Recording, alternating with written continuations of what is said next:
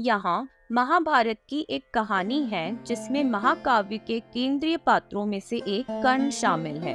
यह कहानी श्राद्ध अनुष्ठानों के महत्व पर प्रकाश डालती है और बताती है कि उनकी उपेक्षा करने से मृत्यु के बाद किसी की यात्रा कैसे प्रभावित हो सकती है।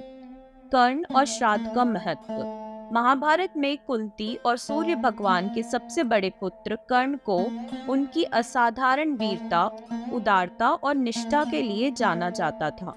हालांकि विभिन्न परिस्थितियों के कारण उनका पालन पोषण एक सारथी द्वारा किया गया था और जीवन में बहुत बाद तक उनके शाही वंश को नहीं जानते थे। अपने पूरे जीवन में कर्ण अपने बेजोड़ दान और उदारता के लिए प्रसिद्ध थे। उन्हें अक्सर दानवीर कर्ण के रूप में संदर्भित किया जाता था, एक नायक जो कभी भी उनकी मदद मांगने वाले किसी भी व्यक्ति को मना नहीं करता था, विशेष रूप से दान या उपहार के रूप में। कर्ण का मरणोपरांत जीवन। सोना और भोजन की दुविधा। कुरुक्षेत्र युद्ध में कर्ण की मृत्यु के बाद वह अपने अच्छे कर्मों और पुण्यपूर्ण जीवन के कारण स्वर्ग गए। हालांकि बाद के जीवन में कर्ण को एक अप्रत्याशित समस्या का सामना करना पड़ा। भोजन के बजाय उन्हें सोने और अन्य कीमती गहने खाने के लिए दिए गए। भ्रमित होकर कर्ण ने भगवान यम, मृत्यु के देवता, से पूछा कि उन्हें अखाद्य धन क्यों खिलाया जा रहा है। यम ने समझाया कि अपने पूरे जीवन में कर्ण ने जरूरतमंद लोगों को सोना, गहने और मूल्यवान संपत्ति दान की थी, लेकिन उन्होंने कभी भी श्राद्ध अनुष्ठानों के माध्यम से अपने पूर्वजों को भोजन या पानी नहीं दिया था।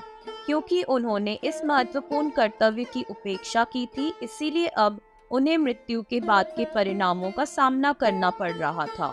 उन्हें केवल वही मिल सकता था जो उन्होंने दिया था। कर्ण की पृथ्वी पर वापसी।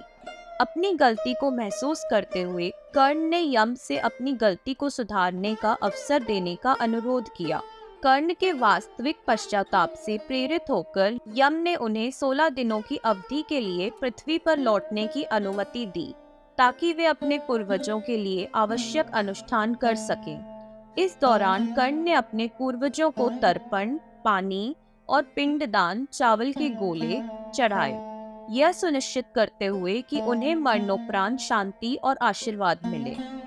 एक बार जब कर्ण ने इन संस्कारों को पूरा किया तो वह स्वर्ग लौट आए, जहां उन्हें अंततः उचित भोजन दिया गया और शांति प्राप्त हुई। उनके पूर्वज भी संतुष्ट हुए और उन्हें अपने कर्तव्य को पूरा करने के लिए आशीर्वाद दिया। कहानी की नैतिकता। कर्ण की कहानी हिंदू धर्म में श्राद्ध अनुष्ठानों के आध्यात्मिक महत्व पर प्रकाश डालती है। कोई भी व्यक्ति अपने जीवन काल में कितना भी उदार या गुणी क्यों ना हो, अगर वे अपने पूर्वजों का सम्मान करने में विफल रहते हैं तो उन्हें मृत्यु के बाद आध्यात्मिक यात्रा में बाधाओं का सामना करना पड़ सकता है। श्राद्ध करने के कार्य को एक पवित्र जिम्मेदारी के रूप में देखा जाता है, जो दान के सबसे निस्वार्थ कार्यों से भी परे है।